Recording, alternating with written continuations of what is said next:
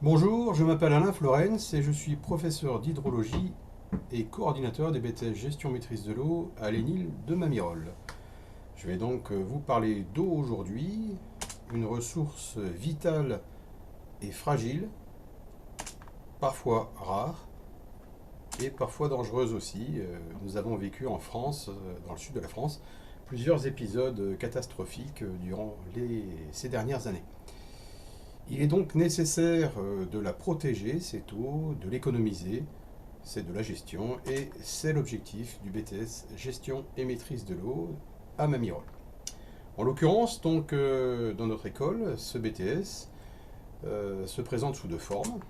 Une forme initiale scolaire, on va dire classique, en 2 ans, avec 12 semaines de stage, et une formation par apprentissage, en alternance, 2 ans aussi, mais avec un rythme d'alternance qui varie entre 3 et 5 semaines en centre. 53 semaines en entreprise à peu près en tout. Par contre, c'est exactement le même diplôme, les mêmes examens qui sont réalisés en fin d'année ou sur tout le parcours scolaire. Cette formation s'adresse à des titulaires de diplômes scientifiques plutôt, un bac S technologique, STAV par exemple, des bacs professionnels scientifiques de façon générale.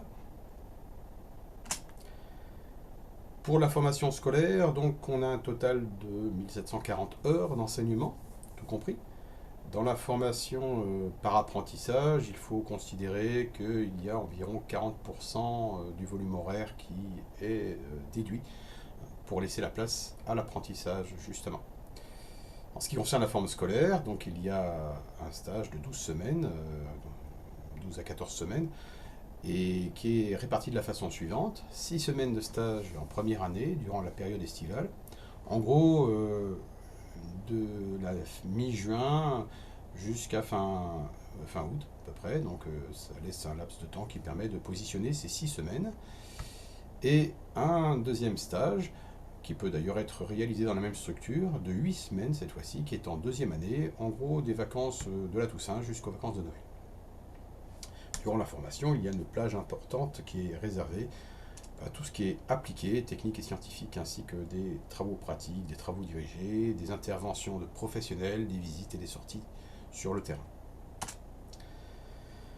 L'hébergement peut se faire à l'école, les 3 formes sont possibles, externe, demi-pensionnaire et interne. La rentrée début septembre, c'est la même rentrée que la rentrée scolaire, les apprentis rentrent un petit peu avant. En ce qui concerne l'obtention du titre, elle est soumise à une réussite aux examens, donc examen terminal qui compte pour une 50aine de pourcents, j'en parlerai tout à la fin, et puis ce qu'on appelle le contrôle certificatif en cours de formation, des évaluations à valeur d'examen qui sont positionnées de façon à peu près équilibrée sur les 2 années scolaires. Cette formation permet la poursuite d'études en fonction donc, du dossier notamment. La plupart de nos étudiants, je dirais presque les 2/3 maintenant, poursuivent au moins 1 an en licence professionnelle. Ça leur permet d'affiner un petit peu certains domaines qui sont traités lors du BTS. Des licences universitaires classiques un petit peu moins. Et pour les meilleurs dossiers, donc la possibilité de passer en école d'ingénieur en passant par une prépa ou pas d'ailleurs. On a toujours quelques étudiants chaque année qui choisissent cette voie. L'architecture de la formation vous est présentée sur cette diapositive. Donc là, c'est la version scolaire avec le nombre d'heures maximum, un peu plus de 1700 heures. En ce qui concerne donc la formation apprentissage, comme je vous le disais, donc elle est calquée sur la même architecture, simplement le nombre d'heures dévolues à chacun de ces modules est réduit de manière à laisser la place pour la partie apprentissage. L'organisation globalement est la même. Nous avons des modules communs ici, à peu près 30% de la formation, et des modules de spécialisation, des modules professionnels, techniques, associés à des activités pluridisciplinaires, dont je dirai quelques mots tout à l'heure, et un module d'initiative locale. En ce qui concerne donc les deux points importants de cette formation, donc le tronc commun, comme je vous le disais, 30% de la formation est concernée, donc ce sont les mathématiques, informatique, français, économie, EPS, à savoir que l'une des épreuves terminales, donc nationale, est une épreuve de français, économie, éducation socioculturelle, et elle se déroule en fin d'année de la deuxième année scolaire. En ce qui concerne le domaine professionnel, donc c'est 70% de la formation, c'est celui-là que je vais détailler un peu plus avec les diapositives qui vont suivre, où justement je vais vous présenter ces domaines. Les voici, donc les différents domaines techniques et scientifiques qui sont abordés. Donc tout ce qui touche à l'eau potable, c'est un pôle important de la formation, donc de la recherche de la ressource à son traitement, à l'analyse. Le deuxième pôle important, c'est l'assainissement, évidemment, tout ce qui est lié aux eaux usées, que ce soit en traitement collectif ou individuel. Bien sûr, il y a une part d'analyse dans ces différents domaines. La partie agricole est traitée un petit peu aussi, irrigation et drainage. On parle aussi des eaux industrielles. Le troisième pôle important, le premier c'était potable, assainissement, il y a aussi la partie environnement avec l'hydrologie générale, c'est ma partie justement, ma spécialisation, donc tout ce qui est lié à l'étude des lacs, des cours d'eau, des eaux souterraines, l'hydrogéologie, l'écologie aquatique. On parle un peu d'hydroélectricité et puis bien sûr les aspects liés à l'humanitaire. Nous avons d'ailleurs certains anciens étudiants, professionnels aujourd'hui, qui participent à des œuvres humanitaires assez régulièrement. Voyons d'un peu plus près ces différents domaines professionnels, donc la partie un peu réglementaire, histoire de l'eau, les acteurs de l'eau, comme l'agence de l'eau par exemple, Rhône Méditerranée Corse pour nous, donc un module traite directement cette partie-là, en relation d'ailleurs avec des interventions de professionnels. Là c'est mon domaine, donc la partie plutôt hydrologie, hydrobiologie, environnement, avec les relations que l'on peut faire vis-à-vis des métiers, des facettes métiers. Par exemple, dans le domaine de l'eau potable, toute la partie concernant, en particulier en Franche-Comté, l'hydrogéologie, avec notre sous-sol un peu particulier qu'on appelle le karst. Donc évaluation des ressources, étude des nappes souterraines, définir des périmètres de protection pour protéger les captages, surveillance de la qualité des eaux, entre autres. Donc tous ces domaines-là sont abordés soit sous la forme théorique dans les cours, soit dans des travaux pratiques, des travaux dirigés, des visites et l'intervention donc de professionnels. Voilà un peu d'illustration. Donc on parle bien sûr de ces aspects, forage, on n'apprend pas à faire des forages. Par contre, on va apprendre aux étudiants comment on fait pour choisir la zone que l'on va utiliser pour faire les forages d'études. Donc on fait un peu d'hydrogéologie, évidemment. Je dis un peu parce que c'est un domaine qui sera forcément affiné pour certains dans une école d'ingénieur ou dans certaines licences pro spécialisées. Disons que les bases sont vues en BTS.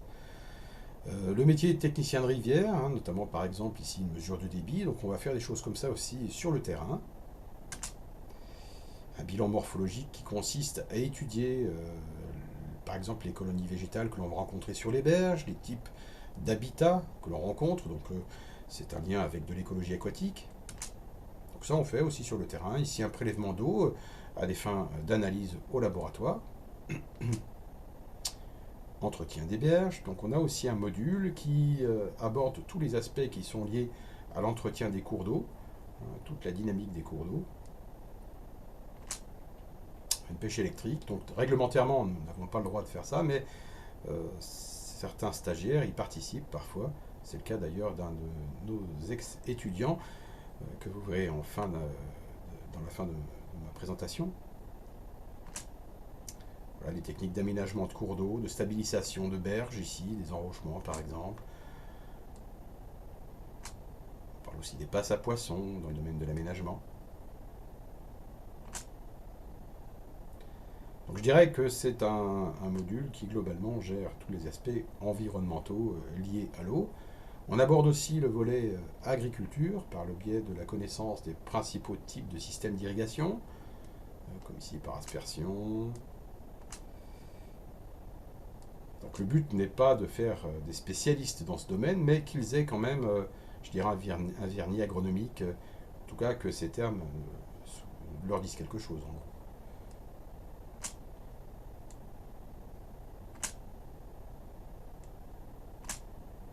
Voilà, ça donc ce sont des photos réalisées sur le terrain, c'est l'année dernière, donc des travaux pratiques avec un groupe d'étudiants. Donc le but était de faire donc une analyse qui s'appelle la IBGN.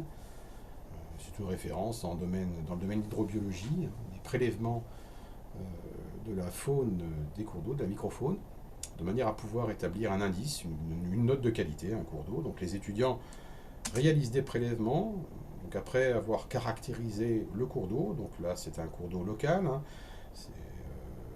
habituellement on fait ça dans une rivière qui s'appelle la Brême, mais vous avez vu peut-être la couleur de l'eau un peu teintée, il avait beaucoup plu, et donc on s'est reporté sur un ruisseau un peu moins important, plus accessible on va dire.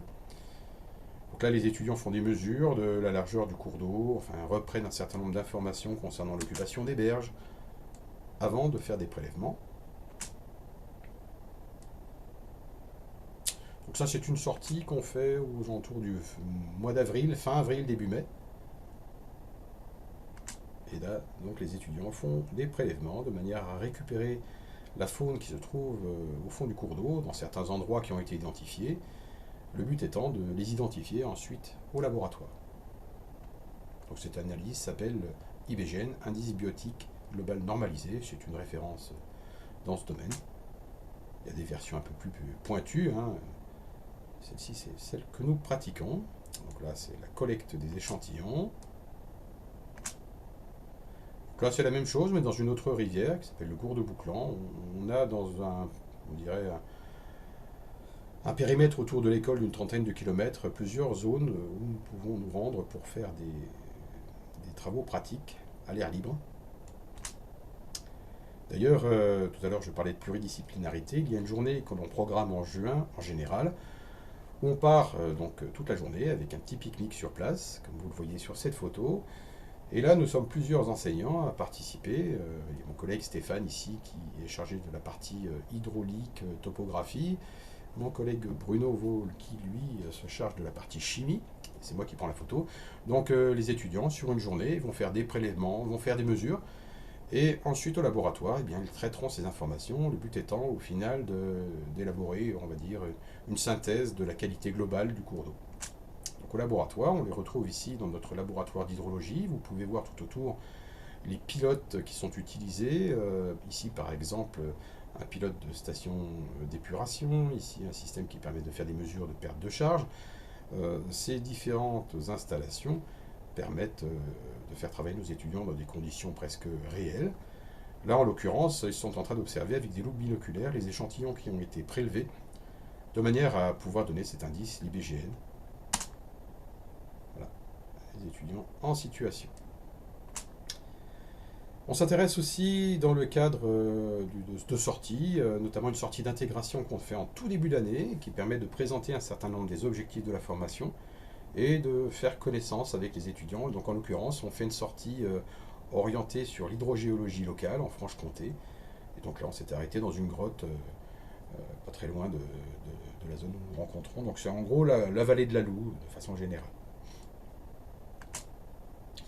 Autre domaine professionnel important, toute la partie analytique, chimie et microbiologie. Donc nous avons deux grands laboratoires de chimie et de microbiologie qui sont utilisés par les étudiants. Donc il y a plusieurs séances de travaux pratiques durant les 2 années scolaires. Ici vous avez donc le laboratoire de chimie avec des étudiants en situation. Donc le but étant d'analyser la qualité de l'eau ou le résultat du traitement des eaux par exemple sur différents types d'échantillons. La partie microbiologie, donc on va faire de la microbiologie de l'eau, rechercher la présence éventuelle de contaminants biologiques, des bactéries par exemple. Donc, en situation professionnelle, ça va correspondre par exemple à certaines des activités de technicien de station d'épuration, hein, avec un laboratoire qui permet de réaliser un certain nombre d'analyses ici. Juste à côté, c'est la partie plutôt, je dirais, automatisme. Voilà une situation d'analyse. Autre pôle professionnel important, tout ce qui touche à l'hydraulique, l'électrotechnique et l'automatisme. Avec ici, aussi bien dans le domaine de la potabilisation que dans le domaine de l'assainissement, différentes techniques de traitement, différents appareils qui sont automatisés, conductivomètre ici, la supervision, donc les aspects automatisme, conception assistée par l'informatique, des pompes, tout ce qui est hydraulique. Quand on a la possibilité d'en profiter, on fait des sorties terrain, on peut parfois visiter certains chantiers, dans des conditions de sécurité évidemment. Donc, quand c'est possible, on en profite.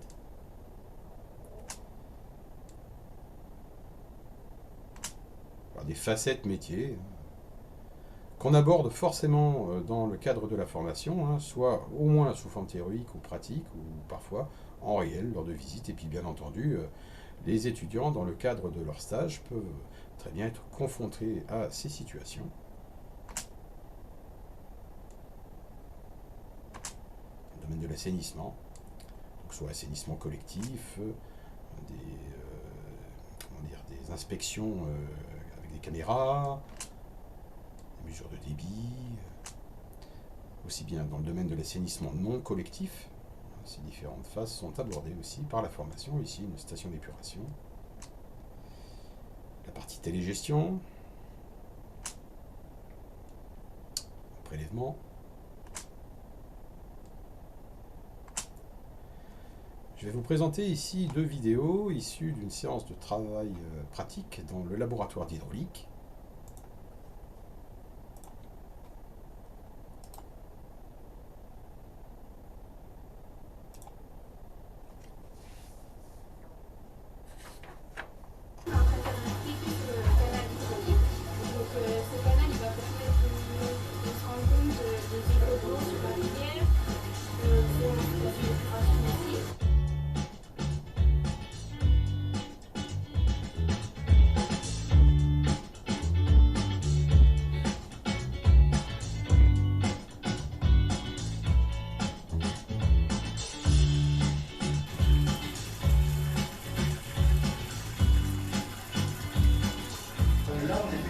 Sur les pertes de charge.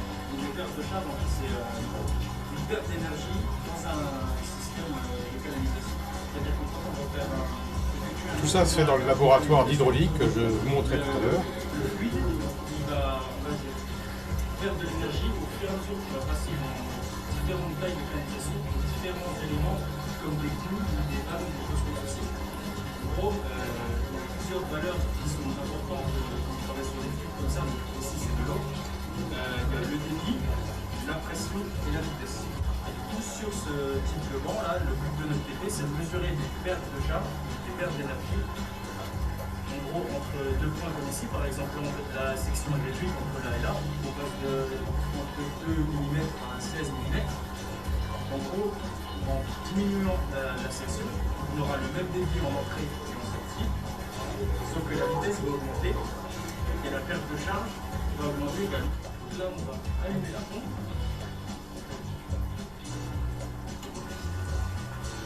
Donc là, on a une vanne qui nous permet de régler le débit et le monter en ligne. Voilà. Et ensuite, on a des petites bandes comme celle-ci qui nous permettent de mesurer la pression entre les bords. C'est-à-dire qu'en gros, on va mesurer la différence de pression entre là et là. Et aller du petit manomètre qui est ici, qui est notre manomètre. Et ça, c'est la pression haute. Étant donné que la pression va diminuer entre l'entrée et la sortie, la pression haute est à l'entrée, et la pression basse à la sortie. On va plonger un petit peu pour qu'il n'y ait pas d'air et qu'on ait bien la pression qui soit mesurée entre ces deux bornes et qui sera corrélée avec économiquement une équipe qui va jusqu'au tableau ici avec l'afficheur. Du coup, on ne se met pas. Là, il y a la pression.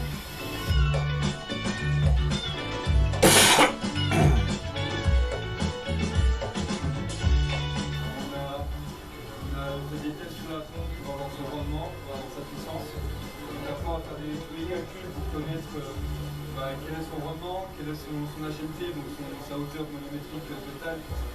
C'est la puissance de la pompe jusqu'où elle va envoyer l'eau. Donc là, ce qu'on fait, c'est mettre en route et augmenter l'intensité de la pompe, du moteur de la pompe. Et en fonction du débit, on aura des HMT différentes. Donc la hauteur de l'eau que va envoyer la pompe. Avec ça, on aura des profils de pompe différents, on pourra savoir quel est le meilleur débit à utiliser avec une certaine pompe. Donc là, ce qu'on a, c'est un refoulement. Donc l'eau est aspirée ici, elle monte grâce à la pompe, à son moteur ici. Le débit est évité avec ça, et ça retourne dans le feu. Ceux qui vont travailler en usine de contamination de traitement, les petits traçables sont régulièrement utilisés. Et aussi, c'est vachement au début de notre formation pour nous sensibiliser à la notion de perte de charge et à ses handicats à se représenter. Donc là, on voit vraiment un écart de hauteur. On arrive plus facilement à se représenter cette valeur abstraite qui est la perte de charge. Le rétrolavage, parce qu'on voit en fait le filtre, au bout d'un moment, une fois qu'il a filtré plein de petites particules, en fait on peut les colmater, donc il filtre plus vraiment les plats. Et du coup on fait circuler l'eau par en dessous, histoire de nettoyer le filtre, et après on peut recommencer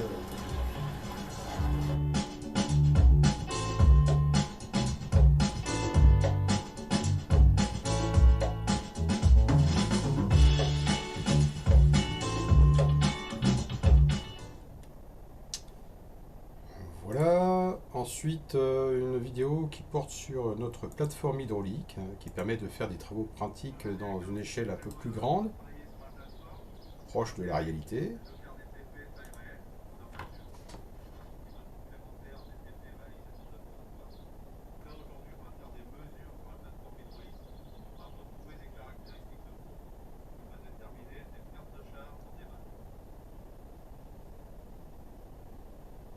Est-ce que tu peux nous expliquer ce que tu fais? Alors là, je vais varier le débit, c'est calculer les pertes de charge que ça fait. Je ferme la vanne pour faire varier le débit pour calculer les pertes de charge.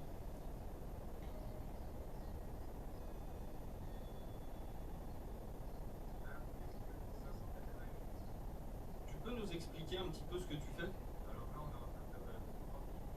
Donc, j'ai l'évalué sur un livre.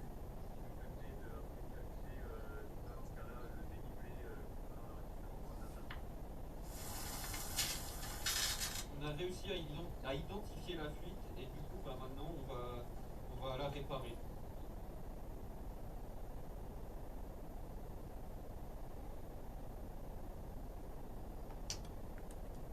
Voilà pour cette illustration. On continue dans le domaine professionnel, donc l'aspect topographie, vous en avez vu un extrait à l'instant, donc on fait ça dans tout le complexe de l'école en fait, mais aussi dans des conditions naturelles, comme à droite sur cette photo, dans le cadre d'une journée de pluridisciplinarité. Donc là en l'occurrence c'était sur le Lison, donc les étudiants sont en train de faire des mesures de topographie. La conception et le dessin assisté par ordinateur fait partie aussi du domaine professionnel, avec ici par exemple une vidéo d'une séance de travaux pratiques dans ce domaine, conception et dessin assisté par ordinateur. Je vais faire une carte qui représente les steppes, donc au niveau de Besançon, et les risques d'inondation. Donc tout d'abord, je crée la carte comme ça. Donc là, je la mets à l'échelle.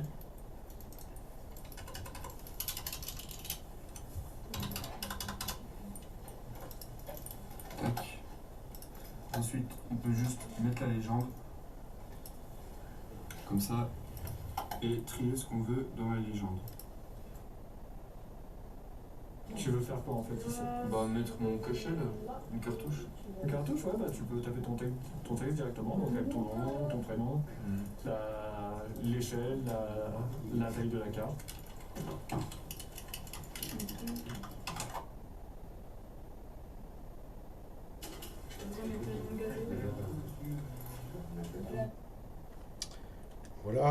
pour cette illustration.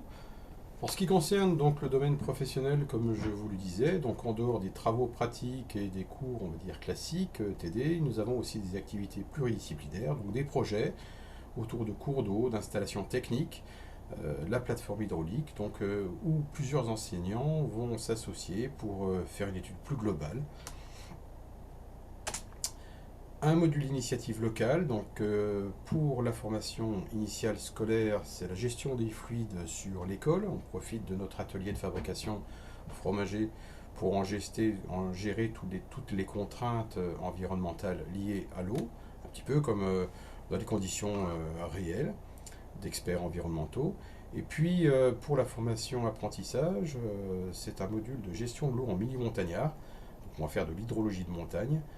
On commence fin août par une partie de cours qui est ma responsabilité. Puis ensuite, les étudiants partent une semaine à Chamonix, où là, ils vont visiter différentes installations, fourniture d'eau de neige, barrages et autres activités dans ce type de domaine. Ici, j'ai deux vidéos donc, réalisées par des stagiaires, donc ça vous donnera aussi une idée du genre d'activité qui peut être réalisée en stage. Donc Théo tout d'abord.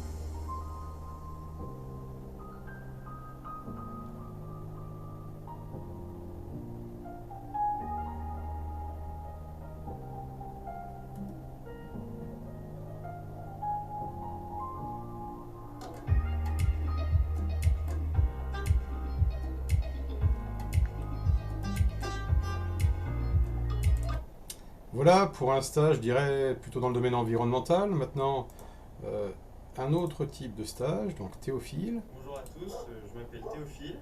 Je suis en stage actuellement chez l'entreprise Safel. C'est un bureau d'études. Et aujourd'hui, on fait un diagnostic, on fait de la reconnaissance réseau pour un diagnostic d'assainissement.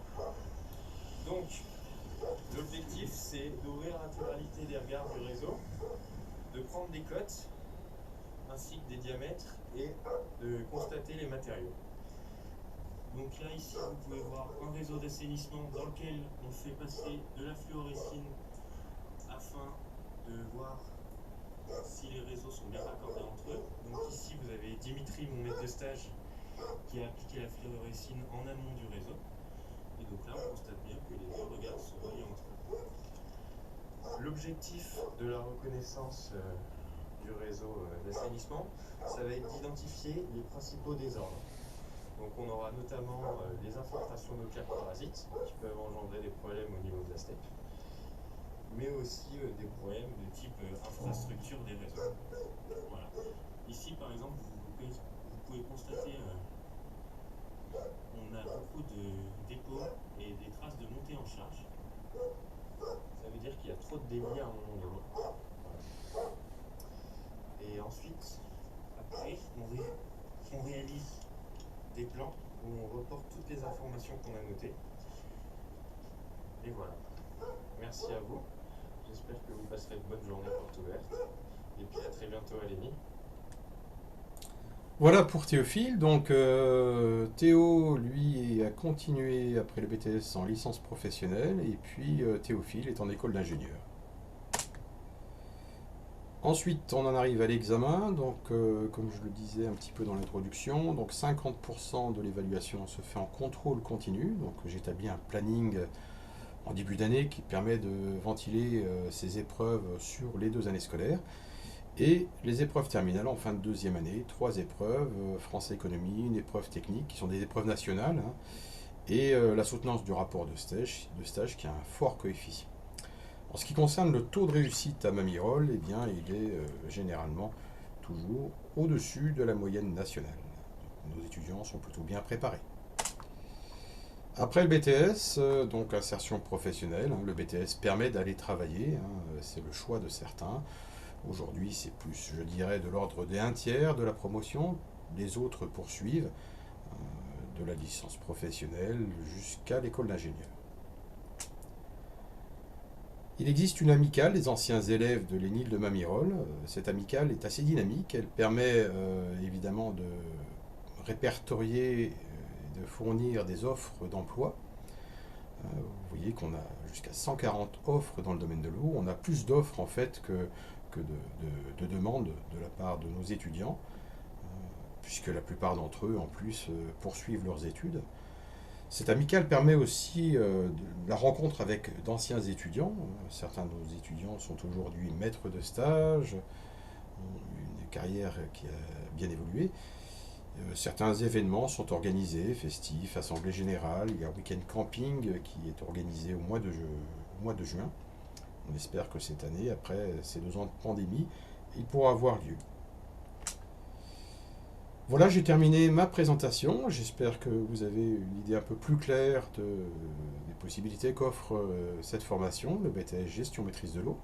Si vous avez des questions, si vous avez besoin d'informations supplémentaires, vous avez ici les coordonnées de l'école.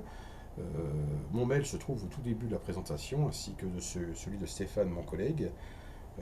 Ici les coordonnées, donc numériques et téléphoniques. Je vous remercie pour votre attention et puis à bientôt à l'ENIL de Mamirol.